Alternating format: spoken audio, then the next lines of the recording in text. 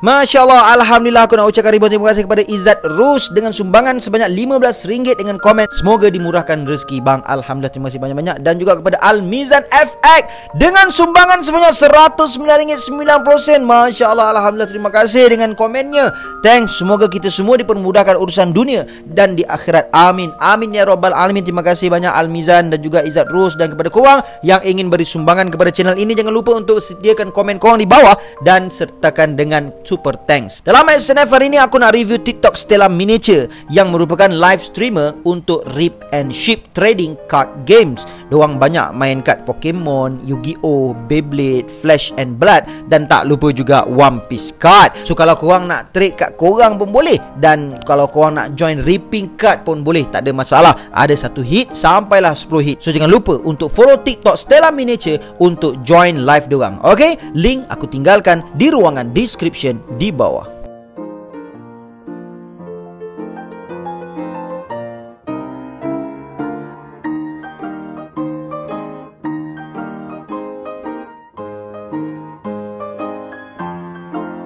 Tapi sebelum itu, kepada korang yang belum lagi subscribe, jangan lupa untuk subscribe dan menekan bell notification button supaya korang tak ketinggalan video-video daripada aku. Follow TikTok aku untuk mendengarkan teori, fakta-fakta pendek dari aku. Dan sekiranya korang ingin membantu channel ini, sila berikan sumbangan menerusi super thanks seikhlas hati korang. Ayo, kita jadikan channel ini setanding dengan channel-channel teori yang ada di seluruh dunia. Say with me guys, Ekuzu Yarodomo.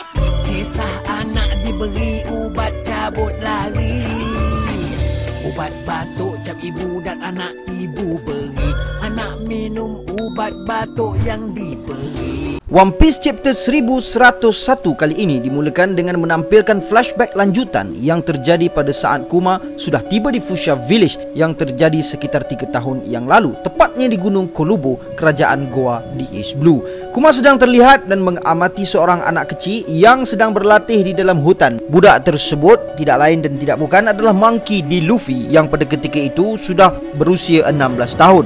Pada ketika itu dia sedang berlatih dengan beberapa binatang buas di sana. Saat itu dia sedang mempelajari teknik Gomu Gomu no Battle Axe dengan membelah beberapa batuan di sana. Luffy berkata bahawa jurus ini sangat hebat dan dia akan simpan untuk melawan musuh yang super kuat setelah dia berlayar dan mendapatkan krunya. Luffy juga berkata, aku harus siap kalau sampai ada orang yang ingin merebut mereka, tak akan aku biarkan itu terjadi. Tapi kalau masih ada yang berani mencubanya, akan aku hajar wajah mereka dengan Gomu Gomu no Battle Axe ini. Jadi teknik inilah yang digunakan Luffy ketika berhadapan dengan Arlong. Setelah itu Luffy pun merasakan ada sesuatu yang mengancam dirinya berhampirannya. Namun hal tersebut langsung menghilang saat Luffy ini menoleh ke belakang. Kuma di sana ternyata mendapat telefon dari pemerintah dunia untuk misi dia selanjutnya. Luffy pun berkata bahawa dia yakin pasti masih ada lawan kuat di sini dan dia akan kalahkan mereka semua sebelum dia mula berlayar.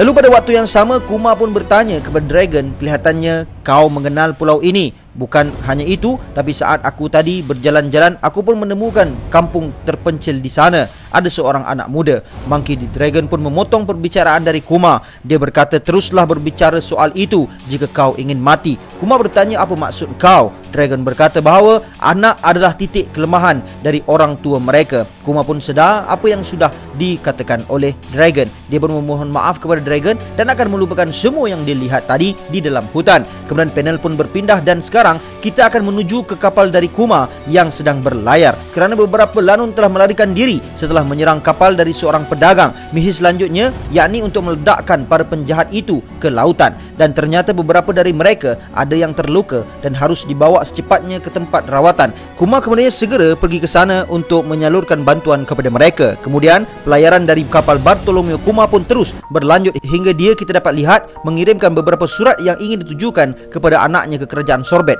Inilah beberapa isi surat dari Bartolomeo Kuma kepada Bonnie. Untuk Bonnie, dunia ini penuh dengan keindahan yang tidak dapat ditangkap dengan foto ataupun buku dan gambar. Aku ingin sekali melihat wajahmu yang cerah dan tersenyum ketika kau merasakan keindahan semua ini. Satu hal lagi, kau mungkin sudah muak mendengarkanku mengatakan ini, tapi aku begitu menyayangimu. Aku akan segera menulis surat lagi untukmu. Panel kemudiannya berpindah dan sekarang kita akan menuju ke kerajaan Sorbet di mana di sini Bonnie sedang menunggu kedatangan dari surat yang sudah Kuma janjikan kepadanya. Hari demi hari dia terus menunggu kedatangan dari surat tersebut, namun entah kenapa tidak ada satupun surat yang sampai kepadanya. Beberapa orang-orang di sana meyakinkan Bonnie bahawa Kuma mungkin sibuk dalam pekerjaan atau pengirimnya tersesat. Namun cepat atau lambat pasti akan ada surat yang datang. Jadi bersabar sahaja. Tapi sebenarnya sudah ada beberapa surat yang sampai ke kerajaan tersebut. Namun selalu orang yang sebenarnya menemukan sepucuk surat tersebut adalah Alpha, yang memang dengan sengaja mengoyak-ngoyak surat tersebut dan tidak memberikannya kepada Bonnie. Para petugas di sana mengatakan bahawa Kuma mengirim sekitar 10 surat setiap bulan. Jadi ini memang khusus ditujukan untuk anaknya. Dan di sisi yang lainnya, Bonnie terus bersemangat untuk melatih dirinya dengan beberapa nelayan yang ada di sana, mencuba kekuatannya dengan sparring bersama mereka. Latihan yang dia lakukan tentu berkaitan juga dengan buah iblisnya yang mampu membesarkan otot-otot pada tubuhnya. Namun pada saat dia berlatih, tiba-tiba Alpha datang untuk memberikannya waktu untuk meminum ubat. Namun mujurlah pada ketika itu Bonnie dengan pantas segera menghilangkan efek buah devilnya dan kembali ke tubuh normalnya. Alpha sempat berkata bahawa adakah dia berkhayal kerana baru sahaja dia melihat Bonnie dalam ukuran yang sangat besar. Bonnie kemudiannya kembali diberikan rawatan dan ubat oleh Alpha. Semasa memberi rawatan tersebut, ada yang bertanya kepada Nenek Connie tentang mengapa kita menyembunyikan kekuatan dari Bonnie. Nenek Connie berkata untuk berjaga-jaga. Ada orang yang mengatakan bahawa helang yang bijak akan menyembunyikan cakarnya. Kemudian sekarang kita beralih dan menuju ke tempat di mana Divisi Sains Angkatan Laut melakukan sebuah penelitian di sana. Terdapat Vegapunk, Bartholomew Kuma dan juga satu cloning iaitu Stussy dekat sana. Vegapunk mencuba untuk melakukan beberapa cloningan dan dia berkata bahawa setengah yang ada di dalam laboratoriumnya itu adalah hologram. Vegapunk juga berencana untuk melakukan ini terhadap Punk Hazard. Stussy kemudiannya berkata kepada Kuma, "Aku dengar kau akan kehilangan rasa kemanusiaanmu. Kira-kira siapa yang antara kita yang memiliki takdir yang ironis? Manusia yang tidak memiliki kemahuan bebas atau cloning yang dari awal tidak mempunyai hal tersebut?" Vegapunk kemudian mencelah perbualan mereka berdua dengan mengatakan bahawa kau juga sama manusia seperti kami semua, Stussy. Kuma lantas bertanya, apa yang harus ku ketahui saat kepribadianku ini dihapuskan? Vegapunk menjelaskan bahawa kau mungkin sudah punya reputasi sebagai orang penurut, tapi apa yang akan kau lakukan kalau kau diminta untuk membunuh seorang anak kecil? Yang kumaksudkan adalah kau akan kehilangan bukan hanya ingatanmu, tapi semua sisi manusia yang mencegahmu melakukan perintah semacam itu. Walau begitu, kau harusnya masih memiliki semacam kemauan bebas hingga proses ini selesai. Jadi itu akan memberikan kamu sekitar 1 tahun sahaja lagi. Semasa operation itu, Kuma masih mampu untuk mencuri masa untuk menulis surat kepada Bonnie. Kuma berkata, aku akan terus menulis surat hingga waktu aku habis. Bonnie layak mengetahui bagaimana perasaan aku. Aku ingin mengirimkan kepadanya cinta seumur hidupku sebelum tahun ini berakhir. Sekarang Bonnie hampir 9 tahun. Kira-kira bagaimana Bonnie saat ini? Kata Kuma. Dan isi surat dari Kuma adalah seperti ini. Ayah tak tahu bila kamu akan mendapatkan surat ini, tapi selamat ulang tahun, Bonnie. Ayah kembali ke laboratorium Vegapunk. Situasi di sini sangat sibuk. Di sisi yang lainnya, dalam kerajaan Sorbet, semua sedang berpesta kerana menyambut ulang tahun dari Bonnie yang ke-9.